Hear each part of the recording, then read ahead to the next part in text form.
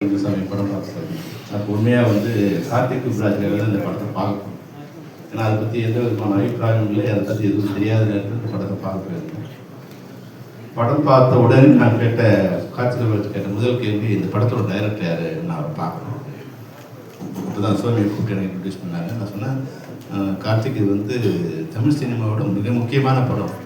அது அப்படியே என்ன மாதிரி ஒன்றுமே தெரியாமல் படத்தை ரிலீஸ் பண்ணிட்டீங்கன்னா அது வந்து ரீச் இல்லாமல் இருக்கும். அதனால் தயவு செய்து இந்த படத்தை வந்து சரியான முறையில் எல்லாருக்கும் தெரியப்படுத்தி இந்த படத்தை ரிலீஸ் பண்ணுங்க. நல்ல வேலையாக வந்து அது காத்திருந்து ஒரு சரியான நேரத்தில் இந்த படத்தை ரிலீஸ் பண்ணுங்க. நினைக்கிறேன் Karthik, wish all the best. ஏன்னா இப்போ வந்து சின்ன படங்கள் வந்து நல்லா ஓட ஆரம்பிச்சிருக்கு. தமிழ் சினிமாவோட பொற்காலமாக, சின்ன படங்களோட பொற்காலமாக நான் இப்போ நினைக்கிறேன். கடந்த 2-3 மாதங்களில் வந்து ஒரு 7-8 சின்ன படங்கள் வந்து நல்ல வெற்றி அடைஞ்சிருக்கு. அப்போ அந்த வகையில் இந்த படம் கூட வந்து மிகப்பெரிய ஒரு வெற்றி அடையக்கூடிய வாய்ப்பு இருக்குது. இந்த படம் வந்து ஒரு சாதாரண படம் மாதிரி ஆரம்பிச்சு ஒரு வார் சூழலை, ஒரு யுத்த சூழலை எப்படி வந்து யுத்தத்தையே காமிக்காம, அதாவது வந்து சைக்கோ படம் பார்க்கும்போது அப்போ சொல்லியிருந்தாங்க, சைக்கோ படம் வந்து உலகத்தையே வந்து மிரட்டின ஒரு படம். அதில் ஒரு இடத்துல கூட கத்தி குத்தே இருக்காது. கத்தியால் குத்தி தான் எல்லாரையும் சாவடிப்பாங்க. ஆனால் கத்தி குத்துறது அந்த படத்தில் எங்கேயுமே நீங்கள் பார்க்க முடியாது. அது மாதிரி இந்த படத்தில் சுற்றி வார் தான் நடக்கும், யுத்தம் தான் நடக்குது. ஆனால் ஒரு நிமிஷத்துலையும் அந்த பயம் பார்க்குறவங்க ஏற்பட்டுகிட்டே இருக்கணும். ஆனால் அது நேரடியாகவே காமிக்கிறது. இதை என்னோட நண்பர் ஒருத்தர் பார்த்தார். நான் முதல்ல கார்த்திகிட்ட கேட்டேன், கார்த்திக் இது வந்து சென்சார் பண்ணிட்டீங்களா நீங்கள் அப்படின்னு. சென்சார் ஆயிடுச்சு சார் சொன்னார். எப்படிப்பா அந்த படத்தை விட்டாங்க வந்து சென்சாரால் பாதிக்கப்பட்டோம் நான், அதனால் எப்படி இந்த படத்தை விட்டாங்க, ஏன் சார் நான் இல்லைப்பா, நான் சொல்ல முடியாத விஷயங்கள்லாம் படத்தை முழுக்க நிறைஞ்சிருக்கு, அது எப்படி அவங்க கண்டுக்காம விட்டாங்க. நான் குற்றப்பத்திரிகை படம் இருக்கும்போது அந்த படத்தை வந்து 9 தடவை சென்சார் பண்ணாங்க. 9 தடவை அவங்க சொன்னது என்னன்னா, இது விடுதலை புலிகளுக்கு சப்போர்ட்டாக இருக்குது இந்த படம். நான் சொன்னேன், எங்கே சப்போர்ட்டாக இருக்கோ அதை கட் பண்ணிடுங்க. அவங்களுக்கு எங்கே சப்போர்ட் ஆகுன்னு கண்டுபிடிக்கவே முடியல. ஆனால் படம் பார்த்து முடியும் போது அவங்களுக்கு வந்து இது டைகர் சப்போர்ட் பண்ணுது, டைகர் சப்போர்ட் பண்ணுது. ஏன்னா அந்த உணர்வு இருந்தால் தான் அதை உள்ளே கொண்டு வர முடியும். சிவராசனை காமிக்கும் போது சிவராசன் ஷூட் பண்ணுறாங்க. சிவராசன் ஷூட் பண்ணும்போது சிவராசன் சிவ பூஜை பண்ணிட்டு இருக்காரு. அப்போ சிவராசனும் தள்ளி இருக்கும்போது, சுபாவம் இருக்கும்போது அவங்க உட்காந்துருக்கிறது எப்படி உட்காந்துருக்காங்க, அந்த பூஜை பண்ணுறது எப்படி பண்ணுறாங்க, அது ஒரே ஷாட்டு தான் இருக்கும். அந்த ஷாட்டை பார்க்கும்போது கடைசி வரைக்கும் சிவராசன் மேலே யாருக்கும் வராது. அப்போது அதுதான் அந்த எப்படி அந்த நடிகர்களை கேரக்டரை எப்படி காமிக்கிறோங்கிறத பொறுத்து தான் அந்த படம் அமையும். அது மாதிரி இந்த படத்துலையும் வந்து ஒரு இராணுவம் எங்கே போனாலும் இராணுவம் தான். அது இந்திய இராணுவமாக இருந்தாலும் சரி, இந்திய இராணுவமே இந்திய நாட்டுக்குள்ளே பொள்ளாச்சிக்குள்ளே வந்ததுன்னா பாகிஸ்தான் இராணுவம் என்ன பண்ணுச்சு, அதுதான் இந்திய இராணுவம் வந்து பண்ணும். அதுதான் இராணுவத்தோட கேரக்டர் அது. அப்போ இராணுவம் போய் நமக்காக போன இராணுவம், நம்ம தமிழர்களை காப்பாற்றுறதுக்காக போன இராணுவங்கிற போது அந்த இராணுவத்தால் எப்படி வந்து பாதிக்கப்படுறாங்க அப்படிங்கிறத வந்து மிக அழகாக, எந்த விதமான செயல்பாடுகளுமே இல்லாமல் அந்த படத்தை வந்து மிக அழகாக காமிச்சிருக்காங்க. ஒரு கேரக்டரும் அந்த வலியை, ஈழத்தமிழர்கள் வலியை எப்படி வந்து சுத்தமாக காமிச்சிருக்காங்கன்னா அவ்வளோ பிரம்மாண்டமாக இருக்கும். நான் இந்த படத்தை பார்த்த பிறகு நான் யாழ்ப்பாணம் போயிருந்தேன். போய் ஒரு இடத்துக்கு நான் வந்து ஒரு நாள் தான் போயிட்டு வரலான்னு போனேன். போயிட்டு அப்புறம் வந்து ஒரு 7-8 நாள் அங்கேயே இருந்தேன். ஒரு இடத்துக்கு நான் வந்து போகும்போது இந்த படத்தை நான் அங்கே வந்து பொருத்தி பார்த்துட்டேன். அந்த முள்ளிக்காடு போய் நிற்கும்போது, அந்த பனங்காட்டுக்குள்ளே நிற்கும்போது ஒரே மரண ஓலமாக இருக்குது. அதுக்குள்ளே என் நண்பர் கூப்பிட்டு போயிருந்தேன். அந்த முள்ளிக்காடுக்கு முன்னாடி வந்து ஒரு பெரிய கடல் இருக்குது. கடல்னா ஒரு 5 அடி 4 அடி தான் இருக்கும் தண்ணி. அது மாதிரி அதில் இறங்கலான்னா வரல சார், இறங்க முடியாது. நான் எப்படி, ஏன்னா உள்ளுக்குள்ளே வந்து அந்த குருத்து முள் வந்து 1/2 அடி வரைக்கும் அந்த முள் இருக்கும். ஆனால் அந்த முள்ளுக்குள்ளே தான் வந்து லட்சக்கணக்கான பேர் நடந்து போயிருக்காங்க. அந்த கடலே அப்போ வந்து சிவப்பாக மாறிடுதுன்னு நண்பர் சொன்னார். அப்போது அது போன்ற வழிகளை வந்து சுவாமி சொன்ன மாதிரி நான் கூட வந்து ஓயாதலைகளை வந்து ஒரு படமாக்கலாங்கிறதுக்காக நான் போயிருந்தேன். ஏன்னா 2ஆம் உலகப் போரை பற்றி ஆயிரக்கணக்கான படங்கள் வரும்போது நம்ம தமிழ் சமூகம் சம்மந்தப்பட்ட ஒரு வெற்றியை, அது வெற்றி அடைந்ததை ஒரு உலகத்துக்கு காமிக்கணுங்கிறது என்னோட ஒரு விருப்பம். அதுக்காக தான் இப்போ இடத்துல பார்க்கும்போது அந்த வெற்றியை விட அதனால் பாதிக்கப்பட்ட மரண ஊழல் இருக்குல்ல, அது என் காதை வந்து ஒழிச்சிட்டே இருக்கும்.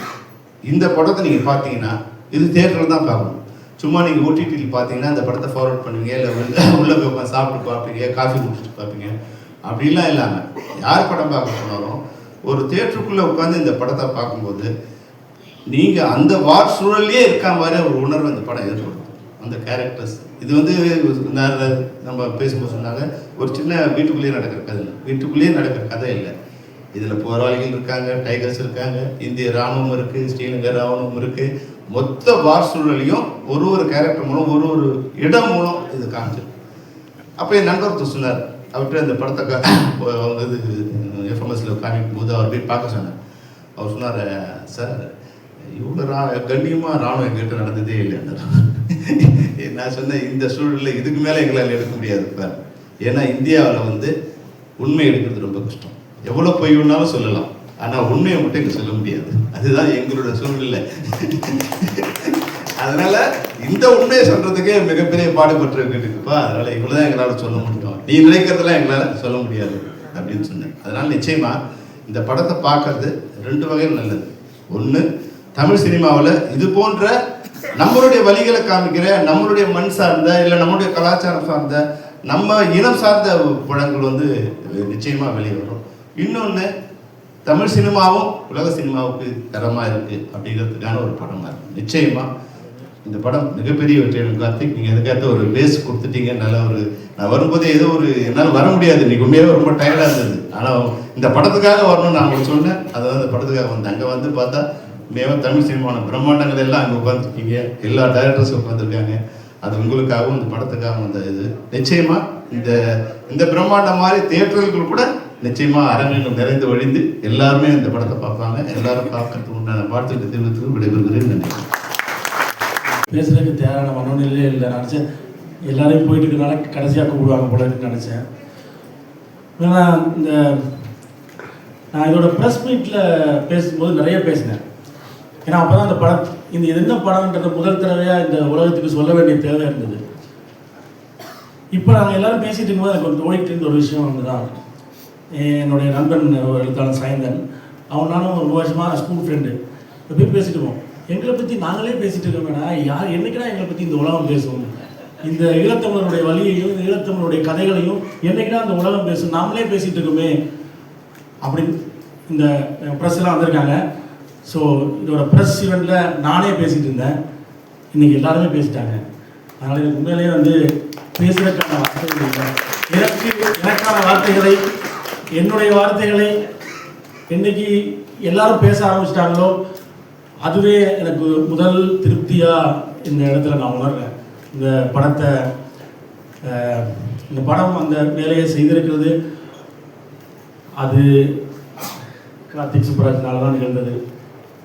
நான் ஏற்கனவே சொன்னது போல் அவர் பயங்கரமாக ஈழத்தை பற்றி நாங்கள் அவ்வளோ கதைகளை பேசிகிட்டு இருக்கோம்.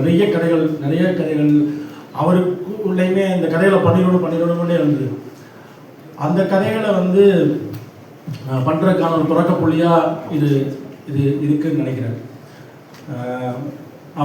நான்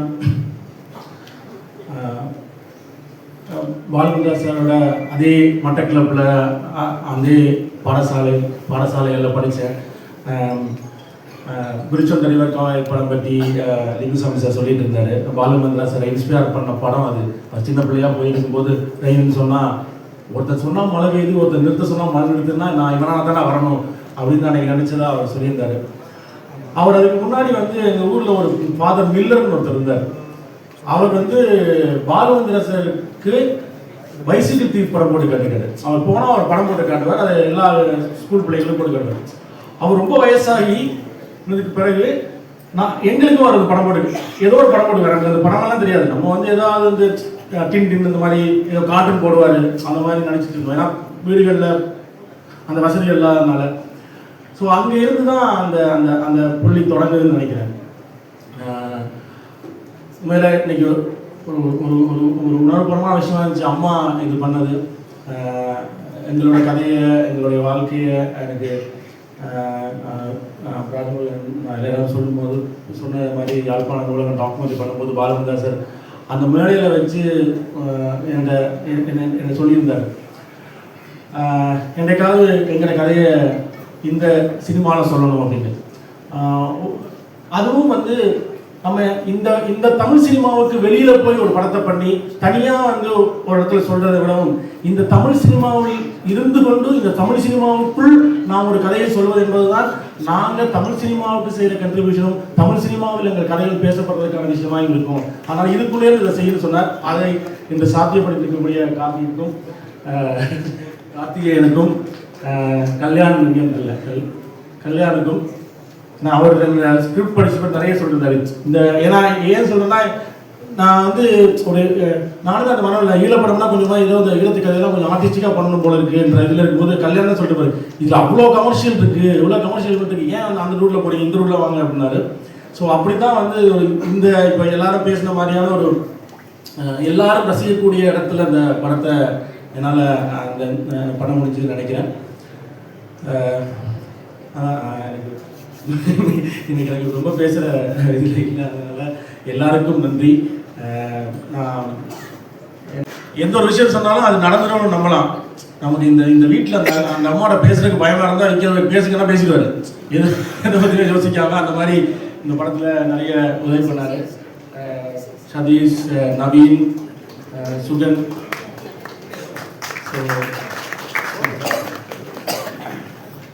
ஸோ இது வந்து என்னோட டைரக்ஷன் டீம் ரொம்ப முக்கியமான ஒரு ஒரு பங்களிப்பு அவங்க செஞ்சிருக்காங்க, அவங்களுக்கு நன்றி. ஸோ அடுத்தது வந்து இந்த படத்தோட cameraman so Pratheeban Pune film ஸ்கூலில் படிக்கும்போது நானும் பிரதீபன் எப்போ தான் பூனே ஃபிலிம் ஸ்கூல்லேருந்து சென்னை வந்தாருன்னா வீட்டுக்கு வந்துடுவார். வீட்டுக்கு வந்துட்டு நாங்கள் எப்போ தான் வந்து எங்கிற கதை எடுக்கிறது, எப்படி படம் பண்ணுறதுன்னு சொல்லி பேசிகிட்டே இருந்துட்டு ஒரு கட்டத்தில் நான் போய் இலங்கையில் போய் படம் எடுத்துகிட்டு வந்து நான் சொன்னேன் பூனே ஃபிலிம் ஸ்கூலில் படிச்சுட்டு சினிமாட்டோகிராஃபி படிச்சுட்டு இங்கே வந்து ஏதாவது ஒரு படத்தில் வாய்ப்பு வாங்கி ஏதோ ஒரு சம்பாதிச்சு ஏதாவது போகலாமே. இல்லை நான் போய் இலங்கையிலேருந்து தான் படம் எடுப்பேன், அங்கே இருக்கிற படத்தை தான் கவனம் பண்ணார். அப்படி ஒரு ஆண்டு காலத்தை அவர் அங்கே செலவழித்த சூழலில் தான் வந்து நான் இந்த படத்துக்கு அதெல்லாம் வேணாம் நம்ம இங்கேயே அந்த படத்தை எடுக்கலாம் வாங்க பிரதீபன் சொல்லி கூப்பிட்டு வந்தேன். ஸோ பிரதீபன் ஏன்னா இந்த வாழ்க்கையோடைய நமக்கு நாங்கள் பேசும்போதே வந்து இதோட கலர்லேருந்து இதோட மனிதர்களுடைய அந்த வீட்டுக்கு வாட்டர்லாம் சொன்னாங்க. இந்த வீட்டுக்கெல்லாம் பெயிண்ட் அடிச்சிடலாம், பெயிண்ட்லாம் அடிக்க வேண்டாம், இந்த வீட்டில் அந்த வீடை நம்ம கண்டுபிடிப்போம். இப்போ விற்கிறாங்கலாம் கிட்டத்தட்ட நாகர்கோயில் ஒரு 120 வீடு தரணும். ஸோ அந்த வீடு எல்லாமே உயிர்ப்போடு இருக்கணும் அப்படின்னு நினச்சோம். ஸோ 120 வீட்டிலேருந்து எங்களுக்கான ஒரு வீட்டை அங்கே கண்டுபிடிச்சோம். ஸோ அந்த வீட்டை தான் அப்படியே அவர் இந்த இந்த இந்த இந்த கதை மந்திரத்துக்கு கொண்டு வந்தார். ஸோ பிரதிபருக்கு நன்றி. அப்புறம் வந்து எப்பயுமே போரினுடைய அல்டிமேட் விக்டிம்ஸ் வந்து யாருன்னா பெண்கள் தான். எப்பவுமே பெண்கள் தான் வந்து அதோட போரோடைய விக்டிமாக இருப்பாங்க. அந்த குடும்பத்தை ஒரு சர்வைவலோட பேக் போனாலும் பெண்கள் தான் இருப்பாங்க. இந்த படத்துலையும் அப்படி தான் இருக்காங்க. அப்படி பெண்களாக இருக்க பெண்களுக்கும் போருக்குமான அந்த தொடர்பை வந்து கொண்டு வருவதற்கு எனக்கு ஒரு பெண் எடிட்டர் வச்சாங்க, ராதா. ஸோ நான் தமிழ் சினிமாவில் ஒரு இது இருக்குல்ல, எப்பவுமே ஆண்களே சேர்ந்து எல்லாத்தையும் பண்ணிடுறாங்க அப்படின்னு. அப்படி இல்லாமல் வந்து ஒரு அந்த அந்த வேற பர்ஸ்பெக்டிவ் கிடைச்சிது ராதா. அப்புறம் இசையமைப்பாளர் கே அவர் வந்து ரொம்ப அற்புதமான ஒரு இசையை இந்த படத்துக்கு யாழ்ப்பாணத்துக்கு அல்லது ஈழத்துக்கு எந்த ஒரு இசை இருந்தால் ஒரு சவுண்ட் இருந்தால் அந்த சவுண்ட் வந்து இந்த படத்தில் கேட்கலாம். அது வந்து கே பண்ணியிருக்காரு. இது எல்லாத்தையும் விட வந்து எங்களுடைய சவுண்ட் டிசைனர் தப்பாஸ் நாயக்க சொல்லணும். இந்த படம் வந்து எனக்கு இந்த படம் வெளியே வரன்ற எவ்வளோ ஆர்வம் இருந்துச்சோ அந்த ஆர்வம் வந்து தப்பாஸ் சாருக்கு இருந்துச்சு. இந்த படத்தை முதல் பார்த்த மாத்திரத்துலேருந்து அவர் அவ்வளோ நுட்பமான யாழ்ப்பாணத்தினுடைய அல்லது ஈழத்தினுடைய சவுண்டை அவ்வளோ ஒர்க் பண்ணியிருக்காரு. இந்த படம் நீங்கள் பார்க்கும்போது அதனால தான் எல்லா இயக்குநர்களும் சொன்னது போல் இந்த படம் தியேட்டரில் ஒரு வேறு வகையான எக்ஸ்பீரியன்ஸை கொடுக்கும். அதனால் இந்த படத்தை தியேட்டரில் தயவு செய்து பார்க்கணுன்றதுக்கு காரணம் வந்து அந்த இசையும் சவுண்டையும் நீங்கள் தியேட்டரில் இருக்கும்போது வேறு வகையாக உணர்வீங்க. அவ்வளோ நுட்பமான ஒரு சவுண்ட் டிசைன் வந்து தப்பாஸ் நாயக் பண்ணியிருக்காரு. அவருக்கு நன்றி. அதேபோல் ஆர்ட் டைரக்ஷனில் ஒர்க் பண்ணவங்க எல்லாருமே அந்த அந்த அந்த வேலையை உணர்ந்து அதை பண்ணியிருக்காங்க. டைரக்டர் மார்ட்டின் எல்லாருமே உணர்ந்து அந்த வேலையை பண்ணியிருக்காங்க. இதை தாண்டி நம்ம இந்த மெயின் டெக்னீஷியனை தாண்டி இதில் வந்து ஒரு ஓவர் ஃபில்மில் வந்து ஸ்டண்ட் மாஸ்டரோட ரோல் முக்கியம். ஆனால் அவருக்கு நாங்கள் கொடுத்த ஸ்டண்டே வேறு. தினேஷ் சுப்ராயன் மாஸ்டர் வந்து அவர் வந்து தமிழ் சினிமாவில் பல ஸ்டண்டுகளை பண்ண ஒருத்தருக்கு வந்து நாங்கள் இந்த படத்தில் வேற ஒரு ஸ்டண்டை கொடுத்தோம். அது ஒரு 2 கைகளையும் காலையும் கட்டிட்டு ஒரு ஸ்டண்ட் பண்ணுறோம்னா எப்படி இருக்குமோ அந்த மாதிரி. ஆனால் வந்து அவருக்குள்ள ஒரு இயக்குனர் ஸ்டண்ட் மாஸ்டர் இருந்ததுனால அவர் ரொம்ப நுட்பமான அந்த அந்த அந்த சார் சொன்ன மாதிரி அந்த எட்ஜ் ஆஃப் த மூமெண்ட்டில் துப்பாக்கி முனையில் நிறுத்துற அந்த அந்த அந்த அந்த அந்த பதட்டத்தை வந்து எனக்கு கொண்டு வரதுல முக்கியமாக இருந்தது வந்து ஸ்டண்ட் மாஸ்டர் தினேஷ் சுப்ராயன் அவர்கள். ரொம்ப அற்புதமாக அந்த வேலையை எனக்கு பண்ணி கொடுத்தாரு. ரொம்ப ரொம்ப ஹெல்ப்ஃபுல்லான விஷயமா இருந்தது. ஒவ்வொருத்தருமே உணர்ந்து அதை பண்ணியிருந்தாங்க. அங்கே இருந்த லொக்கேஷன் மேனேஜர்லேருந்து எல்லாருமே வந்து அந்த வேலையை பண்ணிட்டு இருந்தாங்க. சாப்பாடு சமைக்கிற ஆட்கள் இந்த ஒரு சப்பாத்தி போடணும்னா அங்கே போய் சப்பாத்தி போடும். திடீர்னு பார்த்தா அந்த பக்கம் புட்டை வச்சு எல்லாரும் புட்டு சாப்பிட்டுருக்காங்க. எதுன்னு கேட்டால் புட்டு சீனுக்கு புட்டை வைக்க சொன்னோம்ல, புடச்சில் எல்லாரும் புட்டை வைக்க ஆரம்பிச்சிட்டாங்க. மொத்த பேர் புட்டு சாப்பிட்டுருக்காங்க. So it's become a family. அந்த அந்த கேப்டன் சொன்ன மாதிரி நான் நடிகர்களுக்கு வந்தேன்னா சில பதட்டத்தில் யாரோ மறந்துருக்காங்க தெரியல. அவர் தான் ஆக்டிங் கோச் பண்ணார் ரஜினி. ஸோ நன்றி. இந்த குடும்பம் பயந்துடும் செட்லேயே. அப்புறம் இவராக போய் தான் பேசணும். யூஸ்வலாக வந்து ஒரு நோன் ஆர்டிஸ்ட் வரும்போது எல்லாரும் போய் ஹாய் சொல்லுவாங்கல்ல. ஸோ இவருக்கு நடக்காது. எனக்கு வேறு பையன் ஐயோ இவர் தப்பாக நினச்சிட்டு வர இருக்குன்னு. ஆனால் அவங்களுக்கு ஒரு கேப்டனாக பார்க்க ஆரம்பித்தாங்க. ஸோ அது வந்து தான் அந்த படத்தில் வந்து நடந்திருக்கு. ஒவ்வொருத்தரும் அதை அந்த கரெக்டராக உள்வாங்கி அதுவும் நிறைய இல்லத்தில் இருந்தவர்களும் இங்கே எல்லாரும் சேர்ந்து பண்ணதுனால இந்த கதைகள்லாம் அவங்க கேட்டு அவங்க அந்த கதைகளை உள்வாங்கி ஒரு இது பண்ணாங்க. ஸோ நான் பெர்ஃபார்மன்ஸாக சொல்கிறதுன்னா அது எல்லாருமே சொல்கிறாங்க. ஸோ ஒவ்வொருத்தராக சொல்ல வேண்டிய தேவையில்ல, ஒட்டு மொத்தமாகவே அந்த படத்தில் நடித்தவர்னு சொல்ல தேவையில்ல. அவங்க எல்லாமே ஒரு லைஃப்பை வாழ்ந்துட்டு வந்திருக்காங்கன்னு நினைக்கிறேன். ஸோ எல்லா அடையாளுக்கும் நன்றி. ஸோ அதானும் ஒரு கேரக்டர் இருக்குது. அந்த சின்ன பையன் தான் நான். அந்த சின்ன பையன் நடிச்சிருக்கான். ஸோ இது எல்லாமே வந்து ரொம்ப இயல்பாக நடந்துச்சு. இந்த நிகழ்ச்சிக்கு வராமல் வெளிநாடுகள் இருக்கக்கூடிய சில பேர்லாம் நடிச்சிருக்காங்க. அந்த ஒரு ஐயாலாம் அவர் வந்து ஒரு வயசான தாத்தாவை நடிச்சிருக்காரு. அவர் வந்து 72ஆம் ஆண்டு ஈரத்தில் எடுத்த ஒரு படத்தில் ஹீரோ நடிச்சார். போர் சூழல் அவரை வந்து எங்கெங்கேயோ சுற்றி அவர் எங்கேயோ ஒரு சுவிட்சர்லாந்து நாட்டில் இன்னைக்கு இருந்துட்டு இருக்காரு. ஸோ 50 வருஷம் கழிச்சு அவர் நடிக்க வைக்கணும். அவர் எப்பயுமே நடிக்கணும் என்ற ஆசை இருந்துகிட்டே இருந்துச்சு அவருக்கு. அவர்லாம் 77ஆம் ஆண்டு இந்திய இலங்கை கூட்டு தயாரிப்பில் ரஜினி சாரை வச்சு ஒரு படம் தயார் பண்ணாங்க. அதில் இலங்கையிலிருந்து நடிக்கிறதுக்காக அவர் பிளான் பண்ணும்போது 77 இலங்கையில் பெரிய கலவரம். அதோட அவரோட கனவு முடிஞ்சு போய் அவர் அங்கேருந்து கிளம்பி நாடாக போய் அவர் வந்து சுவிட்சர்லாந்து நடிக்க வர்றாரு.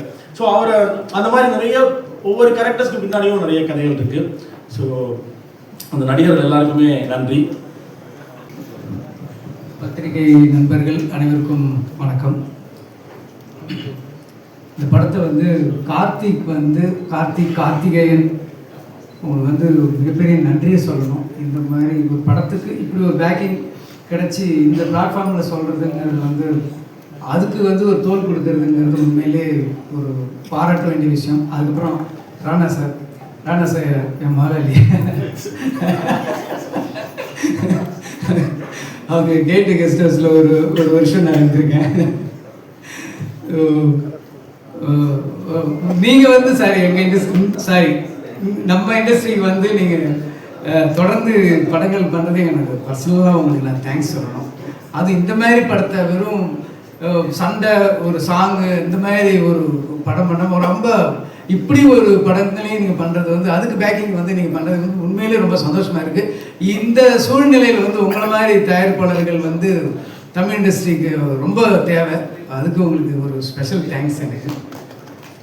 அதுக்கப்புறம் இந்த படத்தை வந்து கார்த்திகேயனை கூப்பிட்டு காட்டியிருந்தார். ஸோ படம் பார்த்தோம். ஸோ இப்போ டைரக்டர் என் பக்கத்தில் இருந்தார். இப்போ ஒவ்வொருத்தவங்களும் சொல்லிட்டு இருந்தாங்க பதப்பதப்பாக இருந்தார். அவர் தான் உண்மையிலே பதப்பதப்பாக இருந்தார். யாராவது கதையை சொல்லிடுவாங்களோ, ஏதாவது அந்த சம்பவத்தை சொல்லிடுவாங்களோன்ட்டு ஐயோ இது இவ்வளோ கிட்ட போயிட்டாரு சொல்லிடுவார் அப்படிங்கிற ஒரு டென்ஷன்லேயே இருந்தார். ஸோ ரொம்ப ரொம்ப அற்புதமான ஒரு படம். எல்லாருமே சொல்லிட்டாங்க. ஒரு போர் சூழல் அப்படிங்கிறது வந்து நம்ம வந்து டிவியில் பார்த்து ஒரு நியூஸில் பார்த்து புரியாத மொழியில் பார்த்தோம். ஆனால் நம்ம பக்கத்து நாட்டில் நமது சகோதர நாட்டில் அவங்க எவ்வளோ கஷ்டப்பட்டாங்கங்கிறத ஒரு வார் சூழலில் வந்து ஒரு வீட்டுக்குள்ளே, சார் நான் ஜாஸ்தி சொல்ல மாட்டேன், ஸோ ஒரு வார் சூழலில் வந்து ஒரு வீட்டில் இருக்கிற ஒரு கேரக்டர்ஸை அவங்களோட எப்படி இம்பேக்ட் பண்ணுது, ஒரு போர் வீரர்கள் அவங்க போராளிகளுக்கு நடுவில் வந்து ஒரு பொதுமக்கள் எப்படி பாதிக்கப்படுறாங்க. ஒரு சாதாரணமாக நம்ம வந்து ஒரு திருமணம்ங்கிறது நமக்கு எவ்வளோ ஒரு சாதாரண ஒரு மறக்க முடியாத ஒரு நிகழ்வாக இருக்குது. ஆனால் அதே திருமணம் வந்து அந்த சூழலில் வாழ்ந்தவங்களுக்கு, கிட்டத்தட்ட 80-90களில் வாழ்ந்தவர்களுக்கு வந்து எவ்வளோ கஷ்டமாக இருந்தது அப்படின்னு நினச்சி பார்க்கும்போது அதை அப்படியே கண்ணு முன்னாடி தத்ரூபமாக கொண்டு வந்து காட்டியிருக்காரு. அந்த வீட்டில் இருக்கிற கேரக்டர்ஸு, நடிகர்கள்லாம் அப்பா வாழ்ந்துருக்காங்கன்னு தான் சொல்ல முடியும். அந்த காஸ்டியூம் சொல்லும், அந்த போட்டிருக்கிற அவங்க ட்ரெஸ்ஸு வந்து அந்த கதை சொல்லுது.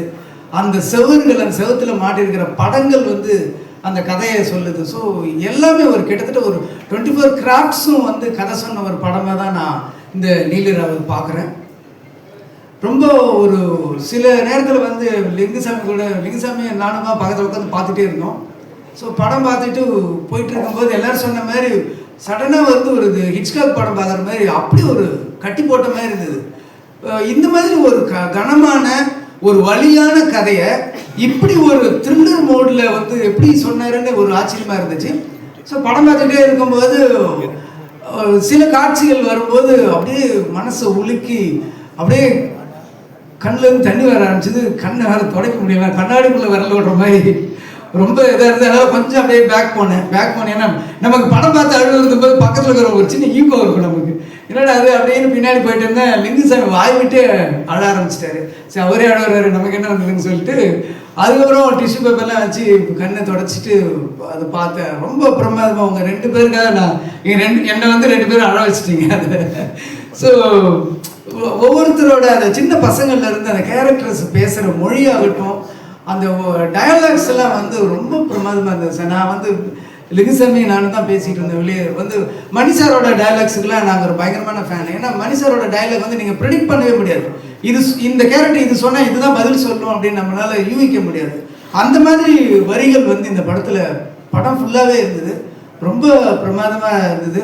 இது கிளைமேக்ஸில் வந்து ஒரு ட்விஸ்ட்டுன்னு சொல்கிறது வந்து சினிமா லாங்குவேஜ், அது ட்விஸ்ட்டுன்னு சொல்ல முடியாது, ஒரு உழுக்கல் இருக்கும். எல்லோரும் சொல்லிட்டாங்களே சார், எல்லோரும் சொல்லிட்டாங்க கல்யாணம்னு சொல்லிட்டு, அதனால நான் சொல்கிறேன், அது தாண்டி சொல்ல மாட்டேன். அந்த மேரேஜில் எண்டில் ஒரு மனசை உழுக்கிற ஒன்று இருக்கும். அது ஒரு நிமிஷம் உங்களால் ஒரு 2 செகண்ட் ஆகும். நம்ம பிரெயின் போய் அதை மெமரி பண்ணி இதுதான் சொல்கிறாங்களா அப்படின்னு சொல்கிறது இது இருக்கும். அதில் ஒன்றுமே சரி. அந்த நான் வெளியில் வந்தப்போ கூட பேசுகிறேன், அந்த படம் முடிஞ்சதுலேருந்து இன்னொரு கதையை ஆரம்பிக்கலாம். அங்கேருந்து என்ன காரணத்துக்காக அந்த திருமணம் நடக்குது, அந்த திருமணம் நடந்து முடிஞ்ச உடனே என்ன தொடர்ந்து அவங்க பயணம், அந்த தொடர்ந்துலேருந்து ஒரு படம் பண்ணலாங்கிற அளவுக்கு ரொம்ப கனமான ஒரு படம். வாழ்க்கையை வந்து அப்படியே பிடிச்சிருக்கு. ஸோ இன்றைக்கி வந்து யோசித்து பார்க்கும்போது அதில் வாழ்ந்த நிறைய கேரக்டர்ஸ்கள் இன்றைக்கி இருக்க மாட்டாங்க, இல்லை அப்படின்னு நினைக்கும் போது அதுக்குள்ள ஒரு பெரிய ஒரு வலி இருக்க செய்யுது. ஸோ படங்கள் எல்லாம் பாருங்கள். இந்த படத்தை வந்து ஓடிடியில் பார்த்துக்கலாம்னு இருந்துடாதீங்க, தியேட்டரில் வந்து பாருங்கள். முக்கியமாக குழந்தைங்களை கூப்பிட்டு வந்து காட்டுங்க. ஏன்னா 80s நாங்கள்லாம் ஸ்கூலில் அங்கே 80s 90s படிச்சுட்டு இருக்கும்போது, நாங்கள் ஸ்கூலில் காலேஜெலாம் போயிட்டு இருக்கும்போது ஜெயவர்த்தனா ஒழிகன்னு கத்தி நம்ம ஓரளவுக்கு அந்த டைமில் ஒரு இலங்கை சம்பவம், அந்த வாருன்றது என்னங்கிறது நமக்கு உள்ள தெரியும். ஆனால் இன்றைக்கி இருக்கிற அடுத்த குழந்தைகளுக்கு, அடுத்த தலைமுறை குழந்தைகளுக்கு வந்து அன்னைக்கு இருந்த ஒரு போர் அந்த காலத்தில் வந்து ஒரு ஃபேமிலி, ஒரு குடும்பம், அந்த குடும்பத்தில் இருக்கிற நபர்கள் எப்படி பாதிக்கப்படுறாங்க அப்படிங்கிறத இந்த படத்தை கூட்டிகிட்டு வந்து எல்லாரும் காட்டுங்க. சாதாரண ஒரு பொழுதுபோக்கு படமாகவும் இருக்கும், ஒரு படமாகவும் ஒரு த்ரில்லர்